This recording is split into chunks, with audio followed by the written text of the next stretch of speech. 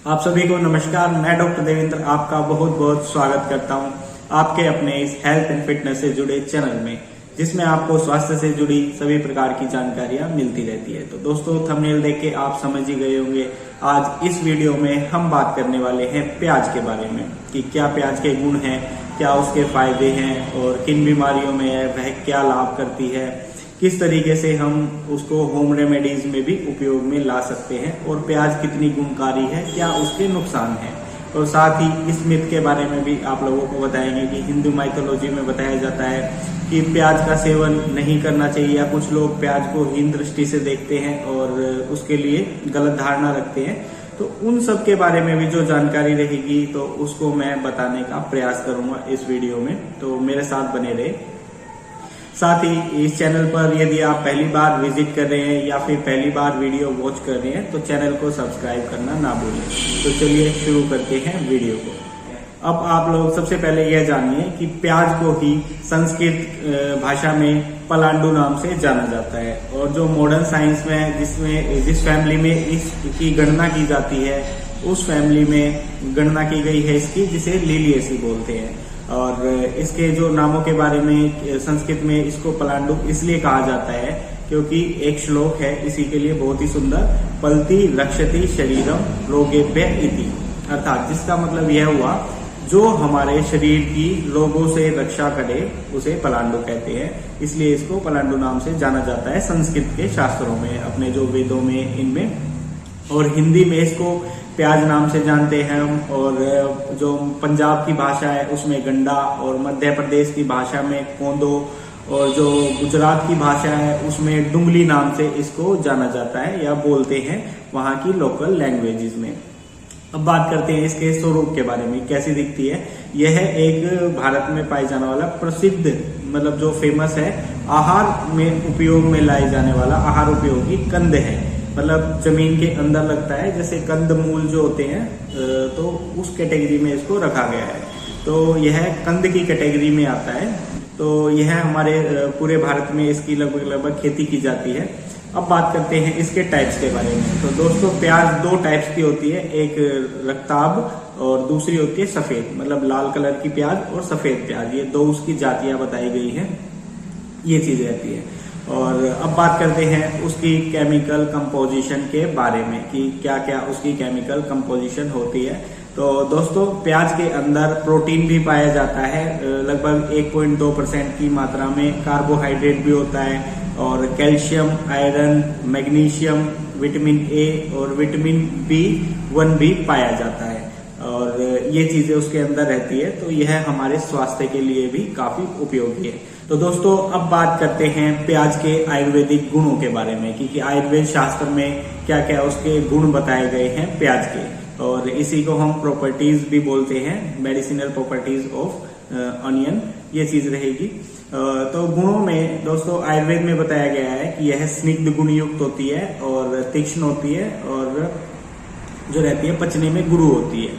गुरु, स्निग्ध और तीक्ष्ण, ये तीन गुण उसके बताए गए हैं। तो ये चीज रहती है। अब बात करते हैं इसके रस के बारे में, टेस्ट के बारे में। तो यह मधुर रसात्मक होती है, मतलब स्वीट इन टेस्ट होती है, और कुछ कटु रस युक्त होती है। मतलब ये दो टेस्ट होते हैं, प्याज या तो मीठी रहती है या फिर थोड़ी चलचला टाइप इस तरीके की रहती है।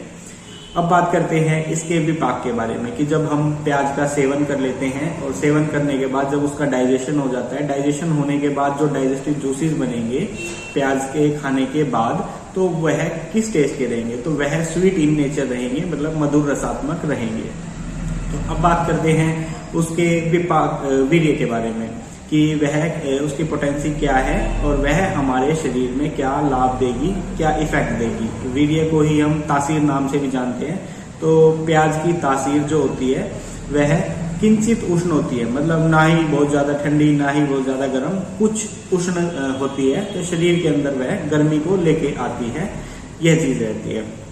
अब बात करते हैं उसके दोषों के बारे में कि हमारे शरीर में वह वात दोष, पित्त दोष और कफ दोष पर सेवन करने के बाद क्या प्रभाव डालती है।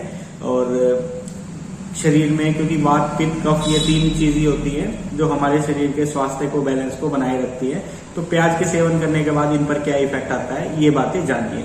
तो प्याज जो होती है वह हमारे शरीर में वात दोष को कम करने वाली होती है और कफ दोष और पित्त दोष को बढ़ाने वाली होती है, ये चीज रहती है। तो जिनको वातज व्याधियां हैं या पेन से रिलेटेड जो जो प्रॉब्लम्स है तो उनके लिए प्याज अच्छी रहती है। जिनको कफज और पित्तज प्रॉब्लम्स है उनके लिए ज्यादा सुटेबल नहीं रहती, उन्हें अवॉइड करनी चाहिए।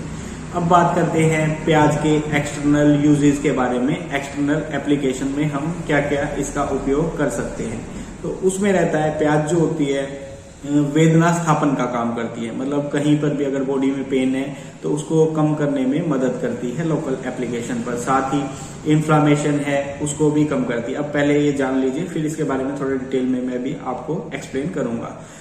तो लेखन कर्म करती है, मतलब कहीं पर भी जैसे कफ की वृद्धि ज्यादा हो गई है या फिर एक तरीके की ज्यादा सेक्रिएशंस हो रही है, उन सेक्रिएशंस को कम करने का काम करती है। साथ ही व्रण का जो सूजन है, शोथ जो होता है, जैसे फुंसी होती है और फुंसी पकी हुई नहीं होती तो उसको पकाने में भी मदद करती है। उसके बारे में आपको आगे डिटेल में बताऊंगा।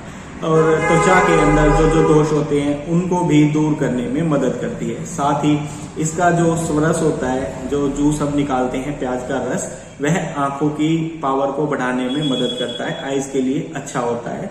और इसके जूस का हम अगर कानों में भी उपयोग करें कान के दर्द में, तो उसमें भी वह फायदा देता है। और एक बात आप सभी जानते हो कि पतंजलि की दृष्टि आई ड्रॉप आती है, काफी फेमस है, उसके अंदर भी प्याज का रस डला हुआ होता है, तो वह चक्षुष्य की कैटेगरी में आता है, आंखों के लिए अच्छा होता है।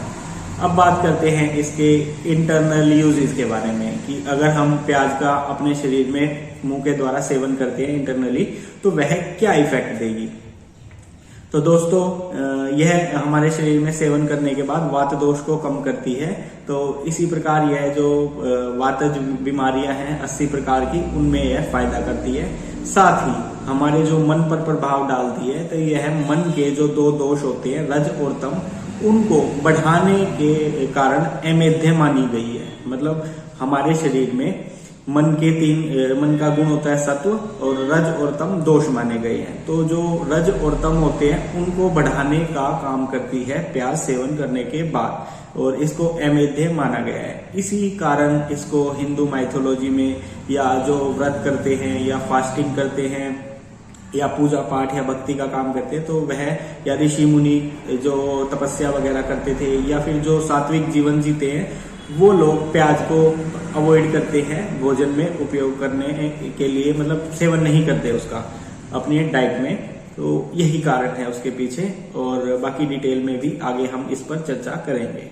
तो दोस्तों अब बात करते हैं प्याज के डाइजेस्टिव सिस्टम पर क्या क्या प्रभाव रहते हैं। मतलब पाचन तंत्र से संबंधित प्रॉब्लम्स में हमें प्याज का उपयोग करना चाहिए और प्याज क्या लाभ करेगी। तो प्याज जो होती है अपने गुणों के कारण अग्नि को प्रदीप्त करने का काम करती है। मतलब जो डाइजेस्टिव सिस्टम होते हैं उसको बूस्ट करती है, जल्दी खाना हजम होता है, मतलब दीपन बोलते हैं उसको। और रोचन मतलब भोजन के अंदर रुचि को बढ़ाने में मदद करती है। सलाद के तौर पे हम इसीलिए प्याज का उपयोग करते हैं। और जो वात होती है, कईयों के पेट में क्या होता है कि जो गैस होती है पेट में अटक जाती है, ना ऊपर से निकलती है नीचे से निकलती है, तो यह वात दोष को भी अनुलोमन करने में मदद करती है। मतलब उसका जो नॉर्मल पैसेज है वहां से एयर रिलीज करने में मदद करती है। और हमारे लीवर को भी एक्टिव करती है, यकृत उत्तेजक का भी काम करती है, ताकि लीवर अच्छे से बूस्ट हो सके। उसको मतलब लीवर के जो सेल्स होते हैं उनको हेल्थ के लिए अच्छे होते हैं और लीवर के लिए प्रोटेक्टिव काफी होती है।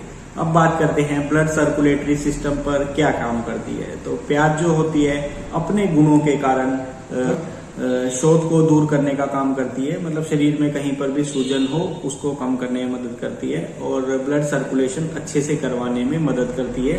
साथ ही ब्लड में जो खून में गाढ़ापन होता है उसको भी कम करने में मदद करती है। अब बात करते हैं श्वसन संस्थान पर क्या काम करती है। तो यह अपने गुणों के कारण जो कफ फेफड़ों के अंदर कफ रुका हुआ होता है या जमा हुआ होता है उसको छेदन मतलब काटने का काम करती है एक तरीके से, और निस्सारक भी होती है। मतलब जो कफ अगर बना हुआ है तो उसको रिलीज करने में भी यह मदद करती है। अब बात करते हैं यूरिनरी सिस्टम पर, मतलब उस पर यह क्या काम करती है। तो प्याज अपने गुणों के कारण पेशाब को ज्यादा लाने वाली होती है। तो दोस्तों अब बात करते हैं प्रजनन संस्थान पर प्याज क्या फायदा करती है और क्यों उनको सेवन करना चाहिए जिनका रिप्रोडक्टिव सिस्टम कमजोर है या उनको कोई भी रिप्रोडक्टिव सिस्टम से जुड़ी बीमारी है। तो दोस्तों प्याज जो होती है वह स्निग्ध और मधुर गुण के कारण शुक्र जनन होती है, मतलब हमारे शरीर में शुक्राणुओं की उत्पत्ति को बढ़ाती है और शुक्राणुओं को ज्यादा निर्माण करवाती है शरीर के अंदर। और तीक्ष्ण और उष्ण गुण होने के कारण अपने जो प्रॉपर्टीज है उनके कारण यह वाजीकरण होती है, मतलब एफ्रोडेसिक होती है और शरीर में सेक्सुअल पावर को इंक्रीज करने में मदद करती है। और साथ ही आर्तव जनन भी है। जिन महिलाओं को डेट अच्छे से नहीं आती या पेनफुल आती है तो उनके लिए भी प्याज का सेवन काफी अच्छा रहता है। और एक मिथ और है, इसीलिए मैं बताना चाहूंगा आप लोगों को कि जो पुराने काल में ऋषि मुनि होते थे या जो तपस्या करते थे तो प्याज का सेवन अपने भोजन में आहार में इसलिए नहीं करते थे क्योंकि यह वाजीकरण गुणों से युक्त होती है। और वाजीकरण जो गुण होते हैं, जो मन के जो विचार होते हैं उनमें तम और रज को बढ़ाने में एक तरीके से बढ़ाते हैं। तो उसी कारण इसका उपयोग नहीं किया जाता था पुराने काल में और वाजीकरण गुणों के कारण ही इसको हीन दृष्टि से देखा जाता था और अवॉइड कर दिया जाता था एक तरह। तो अगर हम इसका सेवन अपने लिए साथ में बना लेते हैं, मतलब कोई व्यक्ति अगर रोजाना प्याज का सेवन कर रहा है सलाद में, सब्जी में, तो यह हमारे शरीर में बल को बढ़ाने वाली होती है और ओज को भी बढ़ाने वाली होती है। तो यह काफी फायदेमंद होती है, रोगों से लड़ने में हमें मदद देती है। तो उपयोग का चयन करना आप लोगों के ऊपर निर्भर करता है और जो उसके पीछे के फैक्ट है, तथ्य है, वो बताने का मैंने इस वीडियो में प्रयास किया है। साथ ही मैं बताना चाहूंगा प्याज के अंदर जो गंधक के कंटेंट भी होते हैं, मतलब सल्फर भी होता है, उसी के कारण यह हमारे शरीर में किसी टाइप की स्किन एलर्जी की प्रॉब्लम हो या फिर एक तरीके की फोड़ा, फुंसी, चकत्ते इस तरीके के निकलते हो तो उसका उपयोग किया जाए तो उसमें भी यह काफी फायदेमंद रहती है और खून को भी साफ करने में मदद करती है। और जो इसके बारे में जानकारी थी मैंने अपना पूरा प्रयास किया आप लोगों के साथ शेयर करने के लिए। और इसके बारे में कोई भी गलत धारणा मेरी तरफ से नहीं है। तो यह चुनाव आप लोगों का है कि किसे उपयोग करनी है, किसे नहीं करनी है। तो दोस्तों वीडियो में दी गई जानकारी आप लोगों को यदि अच्छी लगी हो, उपयोगी लगी हो तो वीडियो को शेयर जरूर करें ज्यादा से ज्यादा अपने फैमिली मेंबर्स, परिवार में, और चैनल को सब्सक्राइब करें, वीडियो को लाइक जरूर करें। तो दोस्तों मिलते हैं नेक्स्ट वीडियो में। साथ ही प्याज से जुड़ी अदर जानकारी, मतलब किस डिजीज में इसका उपयोग करना चाहिए, किस में नहीं करना चाहिए, आपको ऊपर आई बटन दिखेगा, वहां पर आपको इसकी जानकारी मिलेगी। तो उस पर क्लिक करके आप नेक्स्ट वीडियो प्याज से रिलेटेड भी देख सकते हैं।